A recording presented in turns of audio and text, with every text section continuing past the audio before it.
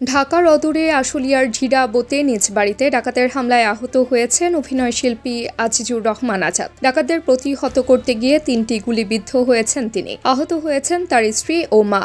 গত শনিবার গভীর রাতে নিজ বাড়িতে ডাকাতের উপস্থিতি টের পান আজাদ। রান্নাঘরের দরজা খুলতেই দুজন অস্ত্রধারী ডাকাতের মুখোমুখি হন। ডাকাতদের বাধা দিতে গেলে তার সঙ্গে ধস্তাধস্তি হয়। এক পর্যায়ে ডাকাতরা আজাদকে লক্ষ্য করে গুলি ছোড়ে। তার শরীরে ৩টি গুলি লাগে। বর্তমানে ঢাকার একটি বেসরকারি হাসপাতালে চিকিৎসাধীন রয়েছেন আজাদ ও তার স্ত্রী রোকসানা হক। আজাদের শরীরে 3টি গুলি লেগেছে, আর তার স্ত্রীর কপালে ও মাথায় আঘাতের কারণে সেলাই দিতে হয়েছে। আজাদের মা আজিজুন নাহারও আহত হয়েছেন।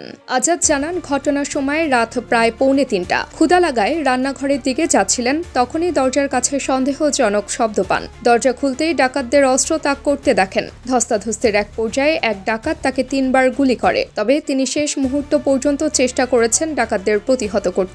আজাদের মতে এটি সাধারণ ডাকাতির চেয়ে বেশি কিছু হতে পারে। ডাকাতদের আসার পথ, জালানা কেটে প্রবেশের কৌশল এবং তাদের হামলার ধরন দেখে তিনি সন্দেহ করছেন তারা পেশাদার অপরাধী। এই ভয়াবহ ঘটনায় পুলিশ তদন্ত শুরু করেছে।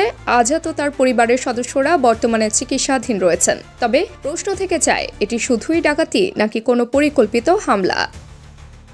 তাবাসসুম হক, আনিকা, দৈনিক আওয়ার, বাংলাদেশ।